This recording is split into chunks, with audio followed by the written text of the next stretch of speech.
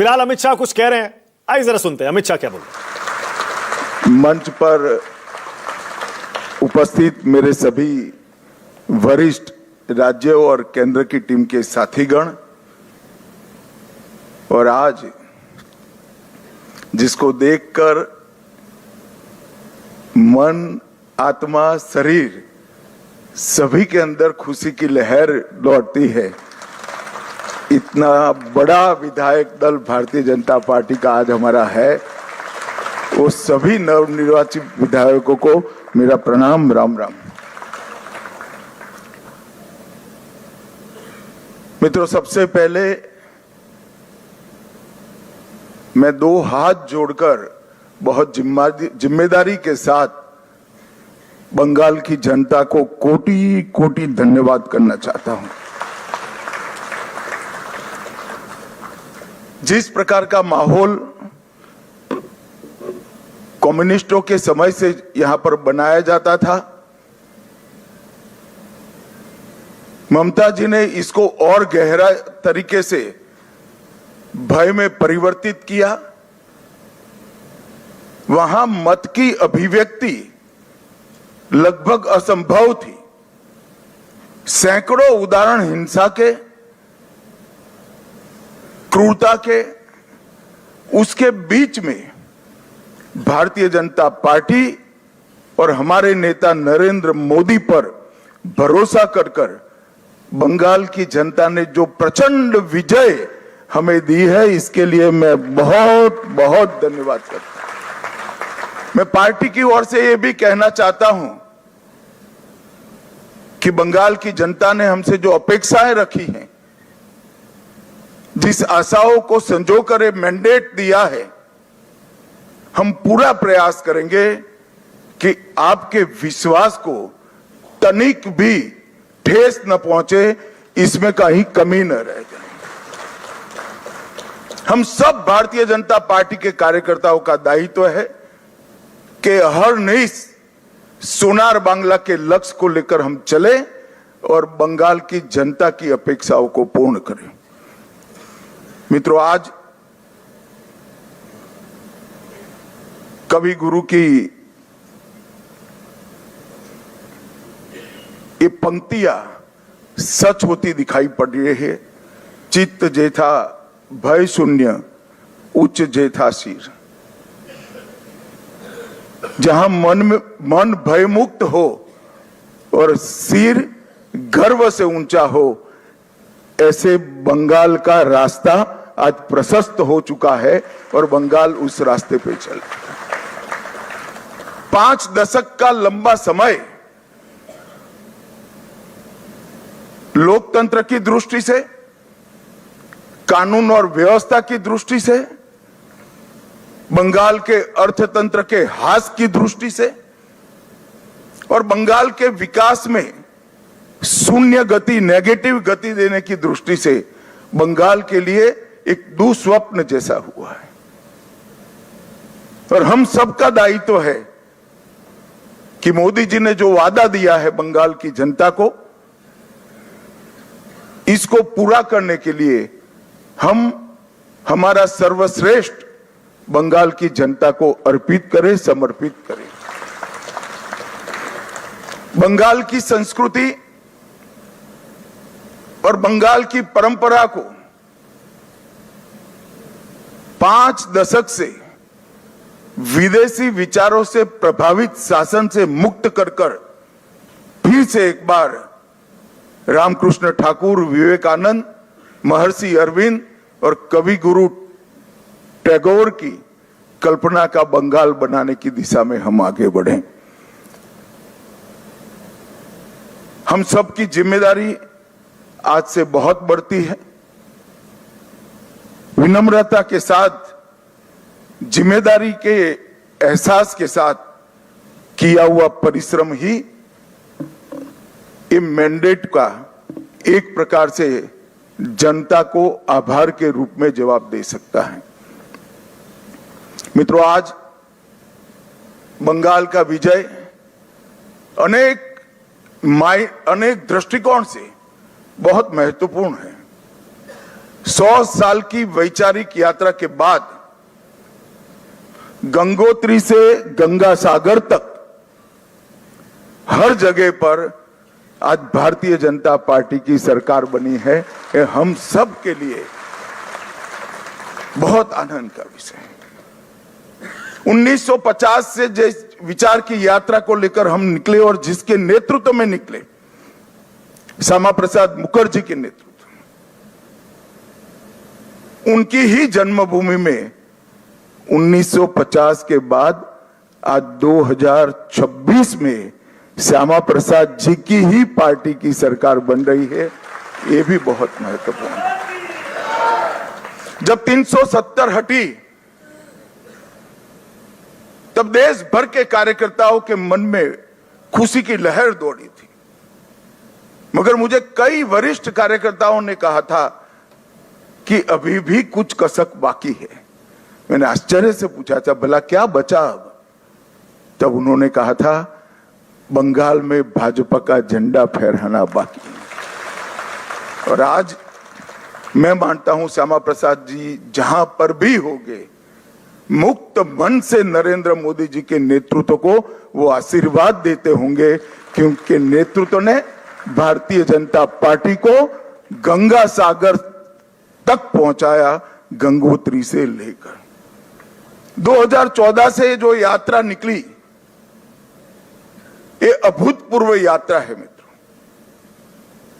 अपने पुरुषार्थ से, अपने कौशल से, अपनी प्रामाणिकता से जनमत को कैसे संजोया जा सकता है और जनमत को कैसे विस्तृत किया जा सकता है, इसका दुनिया भर के लोकतंत्र में सबसे उत्कृष्ट उदाहरण है तो 2014 से 2026 की भारतीय जनता पार्टी की यात्रा। सिर्फ विचार नहीं फैला, संगठन भी विस्तृत हुआ। सिर्फ संगठन विस्तृत नहीं हुआ, विचारधारा भी मजबूत हुई। और सिर्फ विचारधारा मजबूत नहीं हुई, इसके साथ घर घर तक विकास पहुंचाने का काम भी हमने बहुत अच्छे तरीके से किया। और पूरा देश आज इस बात के लिए हमारी पार्टी और हमारे नेतृत्व को, नरेंद्र मोदी जी को स्वीकृति देता है। मैं बंगाल की ही बात करूं, मैं ही अध्यक्ष बना था, उपचुनाव आया, हमारे अभी के अध्यक्ष समीक भट्टाचार्य जी एक उपचुनाव जीतकर हमारा खाता खोले थे। 2014 की बात कर रहा हूं। 16 में 3 हुए, 21 में 77 हुए और 26 में 207 के साथ आज हमारा मुख्यमंत्री बैठने जा रहा है। ये यात्रा जितनी भव्य है, आनंददायक है, मगर यात्रा का मार्ग जबरदस्त असहनीय पीड़ा से भरा हुआ है। मैं आज भूल नहीं सकता कि 321 भारतीय जनता पार्टी के देवतुल्य कार्यकर्ताओं ने अपनी जान इस जीत के लिए गंवाई है, विचार के लिए गंवाई। मैं देश भर में घूमा हूं पार्टी के अध्यक्ष के नाते। केरल और बंगाल, इसके अलावे कहीं पर इस प्रकार की क्रूर हिंसा का नग्न तांडव मैंने नहीं देखा है। पहले कम्युनिस्टों ने और फिर टीएमसी ने। मैं आज हृदय के भाव के साथ वो सभी 321 कार्यकर्ताओं के परिवारजनों को देश की करोड़ों करोड़ों जनता की ओर से और भारतीय जनता पार्टी के करोड़ों कार्यकर्ताओं की ओर से भावपूर्वक नमन करना चाहता हूं। आपके परिवार के स्वजन ने बलिदान देकर हमारे विचार को तो मजबूत किया ही है, हमारी पार्टी को तो आगे बढ़ाया ही है, मगर मैं विश्वास दिलाना चाहता हूं, आपके परिवार के स्वजन का वो बलिदान पश्चिम बंगाल की सीमा को भी सुरक्षित कर पूरे भारत को सुरक्षित। ये विजय का एक और मायना है। आज त्रिपुरा में हमारी सरकार है, आसाम में हमारी सरकार है, और बंगाल में भी अब हमारी सरकार बनी है। घुसपैठ असंभव होने वाली है, गौ तस्करी असंभव होने वाली है और दृढ़ता के साथ बंगाल सरकार और भारत सरकार इस सीमा को राष्ट्र की सुरक्षा के अभेद किले के अंदर परिवर्तित कर लेगी। भाइयों बहनों, ये जो यात्रा हुई है, बंगाल की जनता ने हमें जन समर्थन तो दिया, गत चुनाव में भी दिया था, 77 सीट जीते थे, मगर इस बार जो जन समर्थन मिला है उसका आभार व्यक्त करने के लिए भाजपा के कार्यकर्ता के नाते मेरे पास शब्द नहीं है। हमारा विधायकों का जीत का एवरेज मार्जिन 28,000 है। 28,000 वोट से हम सब जीते हैं, एवरेज निकाल देता हूं। और 3 से 77, 77 से 203 की 207 की जो यात्रा हुई है वो अभूतपूर्व है। 23 प्रशासनिक जिलों में से 9 जिले ऐसे हैं जहां दीदी का खाता भी नहीं खुला है, सुपड़ा साफ हो गया। मैंने ऐसा प्रचंड जनादेश देखा नहीं है। सरकार परफॉर्म करती है तब तो मिलता है, मगर जहां ऑपोजिशन में है, विरोधी दल के नेता को बोलने का कोई मौका नहीं दिया जाता है, जनता की भावनाओं को उजागर करने का मौका नहीं दिया जाता है, वहां पर 9 जिलों में शून्य सत्ताधारी दल का। एक केवल और केवल ईश्वर और बंगाल की जनता की कृपा है। जब चलता था तब चुनाव आयोग पर ढेर सारे सवाल उठाए गए, न केवल टीएमसी, इनके सभी साथियों के द्वारा उठाए गए। मैं आज उन्हीं लोगों को बड़ी विनम्रता से पूछना चाहता हूं कि बंगाल में 93% मतदान हुआ है, जो आजादी के बाद सबसे ज्यादा है, और एक भी कंप्लेंट टीएमसी की ओर से छापा मारने की नहीं है, बूथ कैप्चरिंग की नहीं है, एक भी नहीं है। 93% मतदान हुआ है, और जहां सैकड़ों लाशें गिरती थी चुनाव के वक्त, वो राज्य के अंदर एक भी मृत्यु के बगैर दोनों चरण समाप्त हुए हैं। मैं आज चुनाव आयोग के तहत काम करने वाले सभी सुरक्षा बलों को, बंगाल सरकार के सभी कर्मचारियों को और बंगाल पुलिस को भी हृदयपूर्वक अभिनंदन देना चाहता हूं कि आपने जो काम किया है इससे विश्व भर में लोकतंत्र का मैसेज गया है।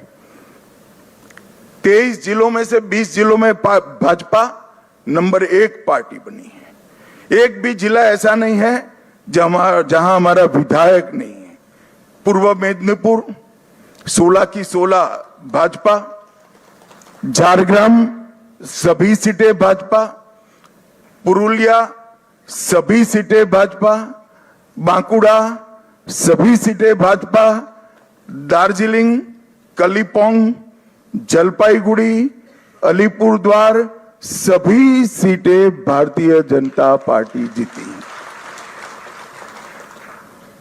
और आप लोग तो जीते हो, मेरे लिए बहुत आनंद का विषय है, मगर भवानीपुर की जनता का भी मैं बहुत बहुत धन्यवाद करना चाहता हूं।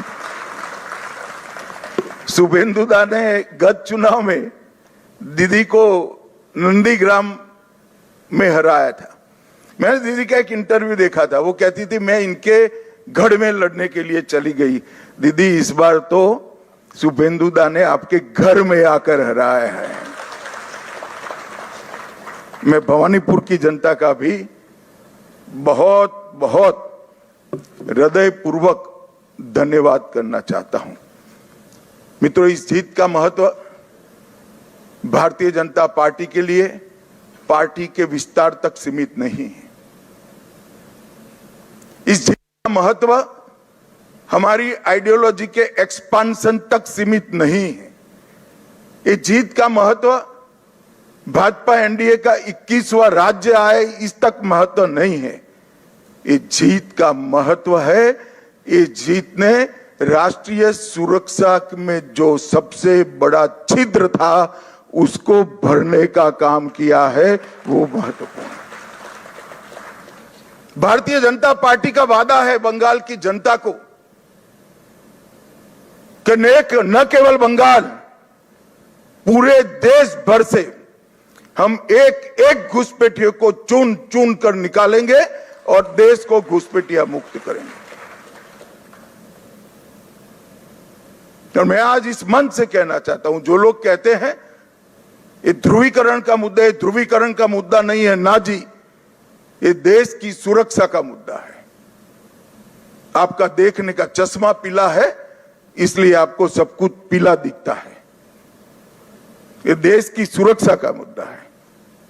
मित्रों, जब भारतीय जनता पार्टी प्रचंड विजय होती है तो पानीहाटी की प्रत्याशी श्रीमती रत्ना देवनाथ वो हमारी प्रत्याशी बनकर बंगाल भर में माताओं बहनों पर जो अत्याचार हुआ है वो अत्याचार का प्रतीक बनकर सभी माताओं बहनों को एक प्रकार से ढाढ़स बना। हिगलगंज की प्रत्याशी बहन रेखा पात्रा संदेश खाली के अत्याचार के सामने सत्याग्रह की प्रतीक, और ओसग्राम की प्रत्याशी कलिता माझी वो बंगाल के, कलिता जी के लिए ताली बजाओ जरा, बंगाल के दारुण से दारुण गरीबी में जी रही सभी बहनों के लिए एक आशा का बिंदु है कि हमारा भी प्रतिनिधि विधानसभा में बैठ जाता है। और बंकिम बाबू के परिवार से भी बहन सुमित्रा चट्टोपाध्याय जी भी आज हमारे साथ जुड़ी हैं। और मित्रों, सबसे बड़ा बात यह है, सुमित्रा चट्टोपाध्याय जी खड़े हैं यहां पर, सबसे बड़ा बात यह है कि वंदे मातरम जो सांस्कृतिक राष्ट्रवाद की बंकिम बाबू ने की हुई उद्घोषणा थी, इसके 150वें साल में ही हमें ईश्वर ने बंकिम बाबू की भूमि पर सरकार बनाने का मौका दिया है। ये बहुत बड़ी बात है मित्रों। और ये शांतिपूर्ण चुनाव आने वाले दिनों में बंगाल के लिए शुभांकर साबित होने वाला है। मैं आज इस मंच से सभी दलों को भी अपील करना चाहता हूं, आइए हम सब साथ में मिलें। लोकतंत्र ये मत की अभिव्यक्ति का उत्सव है, इसमें हिंसा कहां से हो सकती है। देश के सभी राज्यों में हिंसा समाप्त हो चुकी है और भारतीय जनता पार्टी की विशेष जिम्मेदारी है, साथ में सभी दलों का सहयोग भी चाहिए कि ये सरकार बनने के बाद किसी भी चुनाव में घपलेबाजी और हिंसा का समाचार देश भर में पहुंचे नहीं। ये हमारी जिम्मेदारी है मित्रों, और इसी के लिए हमें मैंडेट मिला है। हमें इसके लिए दृढ़ संकल्पित होना पड़ेगा। भारतीय जनता पार्टी के कार्यकर्ताओं की एक धैर्यपूर्ण साधना के कारण ही आज ये सिद्धि भारतीय जनता पार्टी को प्राप्त हुई है। हम जहां जहां शासन में आए वहां चुनावों में पारदर्शिता लाए हैं। जहां जहां हम शासन में आए वहां पर हिंसा मुक्त चुनाव हमने कर दिखाए हैं। और ये हम सबकी जिम्मेदारी है कि आने वाले समय में जनता का मत भय के बगैर अभिव्यक्त हो पाए, ऐसा वातावरण हमें बनाना चाहिए। और मैं आज इसमें सभी दलों का सहयोग भी मानना चाहता हूं। मित्रों, आज मैं कांग्रेस पार्टी की भी बात करना चाहता हूं। कई साल से कांग्रेस पार्टी चुनाव नहीं जीतती है कई जगह पे, और अभी अभी उनको मालूम पड़ गया है कि चुनाव जीतना तो अब असंभव है, तो चुनाव की प्रक्रिया को ही कलुषित कर दो, बदनाम कर दो। इसलिए कांग्रेस के प्रमुख नेता, विपक्ष के नेता राहुल गांधी जी ने अपनी हार को छिपाने के लिए कभी ईवीएम, कभी वोट चोरी, कभी मतदाता सूची, कभी एसआईआर, ये सब कीचड़ उछाड़ने का प्रयास कर रहा है। मगर मैं आज कांग्रेस पार्टी को कहने आया हूं कि हम तो 14 से आए हैं, हम तो 2014 से शासन में आए हैं। तमिलनाडु में 1967 से आपका कोई सीएम नहीं बन पाया, ये सभी वोट चोरी थी क्या? पश्चिम बंगाल में 49 साल से आपका सीएम नहीं बना है, वो सभी वोट चोरी थी क्या? सिक्किम में 82 साल से आपका 42 साल से आपका सीएम नहीं बना है, बिहार में 36 साल से नहीं बना है, गुजरात में 30 साल से नहीं बना है, ओडिशा में 26 साल से नहीं बना है, नागालैंड में 23 साल से नहीं बना है, महाराष्ट्र में 12 साल से नहीं बना है। अगर ये सभी वोट चोरी है तो वोट चोरी करने वाले तो आपके साथ बैठे हैं भाई, आज सारे इंडिया अलायंस के सदस्य बने हैं। मैं तो मानता हूं कि कांग्रेस पार्टी ने अपनी हार के लिए आत्मचिंतन करने की जरूरत है। देश की जनता राहुल गांधी को नेता बनने के बाद सैन हर जगह कांग्रेस के खिलाफ मैंडेट दे रही है, और राहुल जी के नेतृत्व में ही इंडिया अलायंस फिर से टूटने की शुरुआत भी हो गई। जो लोग राजनीति में आत्मचिंतन नहीं करते हैं और फौरी बहाने ढूंढते हैं, वो कभी विजय के लिए यश प्राप्त नहीं करते हैं। भाइयों बहनों, आज का विजय पूरे पूर्वी भारत के लिए बहुत महत्वपूर्ण। 2014 में प्रधानमंत्री जी ने कहा था कि पश्चिम और पूर्व दोनों का विकास एक समान होना चाहिए, और आज अंग, बंग, कलिंग और असम, एक प्रकार से पूरी बंगाल प्रेसिडेंसी आज भारतीय जनता पार्टी के ध्वज के नीचे आ गई है। और जिन लोगों ने पूर्वी भारत को विकास से महरूम रखा, उनको सत्ता से बेदखल करने का काम पूरे पूर्वी भारत ने किया है। मैं बंगाल की बात करूं तो बंगाल में ममता जी के 15 साल में एडमिनिस्ट्रेशन का पूरा राजनीतिकरण हो गया।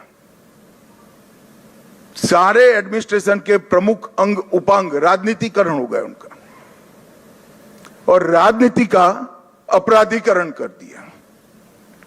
तो एक प्रकार से पूरे बंगाल में सुशासन आए ऐसी व्यवस्था ही नहीं। मैं फिर से दोहराना चाहता हूं, ममता जी के शासन में एडमिनिस्ट्रेशन का राजनीतिकरण हुआ और राजनीति का अपराधीकरण हुआ। अपराधी ही राजनेता बन गए, तो विकास की कोई गुंजाइश ही नहीं बनी। मैं आज भारतीय जनता पार्टी की ओर से बंगाल की जनता को विश्वास दिलाना चाहता हूं, भाजपा के शासन में न एडमिनिस्ट्रेशन का राजनीतिकरण होगा, न राजनीति का अपराधीकरण होगा। ये हमारा बंगाल की जनता को वादा है। गुंडागर्दी, हिंसा, सिंडिकेट, भ्रष्टाचार, कट मनी, ये जो त्रास था बंगाल की जनता पर, हमारे नए मुख्यमंत्री के चार्ज लेते ही कुछ ही महीनों में ये सारा समाप्त हो जाएगा और बंगाल के किलोमीटरों दूर, सैकड़ों किलोमीटर दूर तक होगा।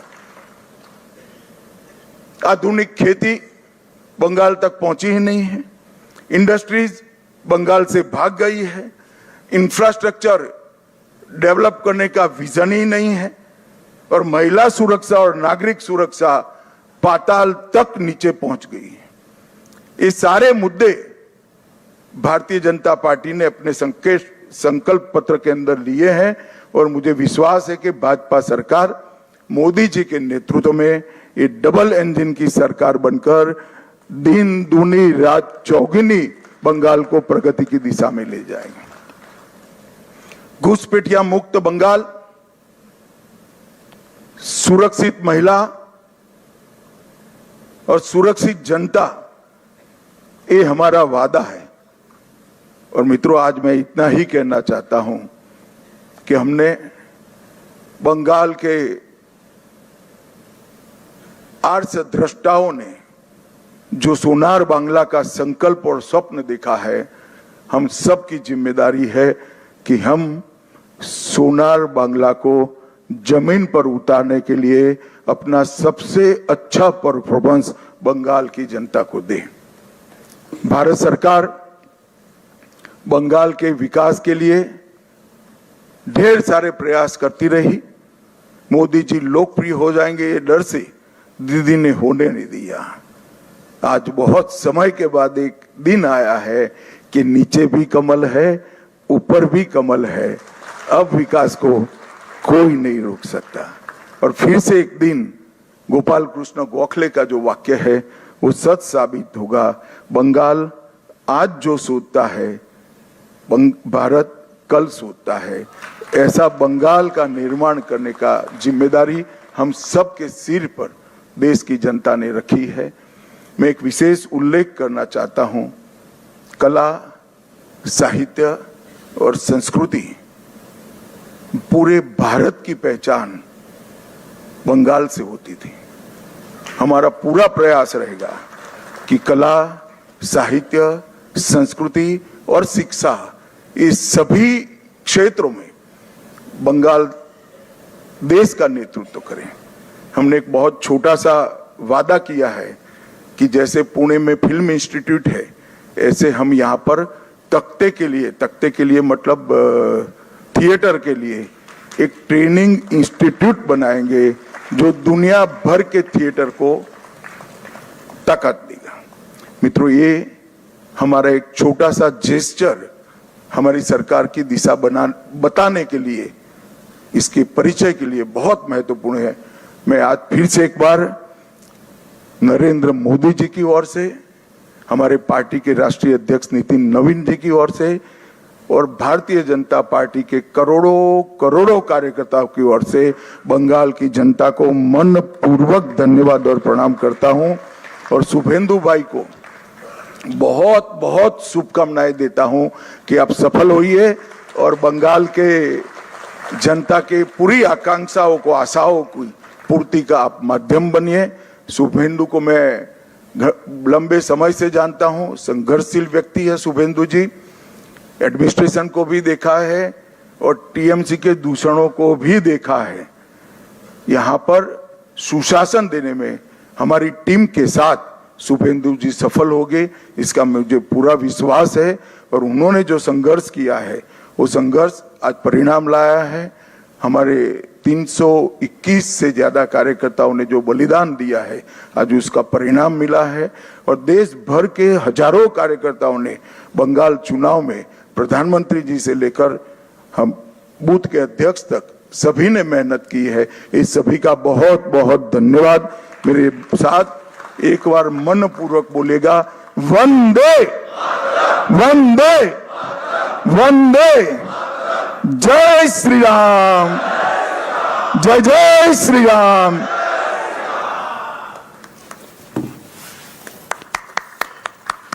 तो गृह मंत्री अमित शाह ने देखिए अच्छा खासा भाषण दिया, लंबा भाषण दिया, पार्टी के संघर्षों के बारे में बताया, शुभेंदु अधिकारी के बारे में बताया, सरकार का आगे का रोड मैप क्या होगा उसका भी एक संकेत अमित शाह ने दे दिया है। और ये वो मंच है जहां से अभी थोड़ी देर पहले अमित शाह ने शुभेंदु अधिकारी को विधायक दल का नेता चुने जाने की घोषणा भी की थी। अब क्या शुभेंदु अधिकारी भी इस मंच से कुछ बोलेंगे क्या? बस उसी का इंतजार है, क्योंकि कल तो मुख्यमंत्री वो बनने वाले हैं ही। अमित शाह अपना भाषण खत्म कर चुके हैं। चलिए फिलहाल राष्ट्र की बात में डिबेट शुरू करते हैं। मेरे साथ राष्ट्र की बात में आज जो मेहमान है उनको जरा स्क्रीन पर लाइए। बीजेपी से शाजिया इल्मी है, कांग्रेस की तरफ से आलोक शर्मा है, टीएमसी से स्वयं पुरोहित हैं। सबको स्क्रीन पर लाइए जरा। यहां वाजपेयी जी स्टूडियो में आ गए, AK वाजपेयी हैं, RLM के प्रवक्ता हैं। मेरे साथ सतीश के सिंह भी हैं, सीनियर जर्नलिस्ट हैं। अनुराग ढांडा है आम आदमी पार्टी से, और DK दुबे को भी आज हमने जोड़ा था, संविधान विशेषज्ञ हैं। उनसे बातचीत कर रहे हैं। इस बीच शुभेंदु अधिकारी भाषण दे रहे हैं, आइए जरा पहले उनको सुनते हैं। भारत माता की বন্দে বন্দে। আমি প্রথমেই শ্রদ্ধার সঙ্গে কৃতজ্ঞতার সঙ্গে অন্তর থেকে আমি শ্রদ্ধা এবং প্রণাম নিবেদন করব বিশ্বের সর্ববৃহৎ রাজনৈতিক দল ভারতীয় জনতা পার্টির যে গণতান্ত্রিক ব্যবস্থা। अब बांग्ला में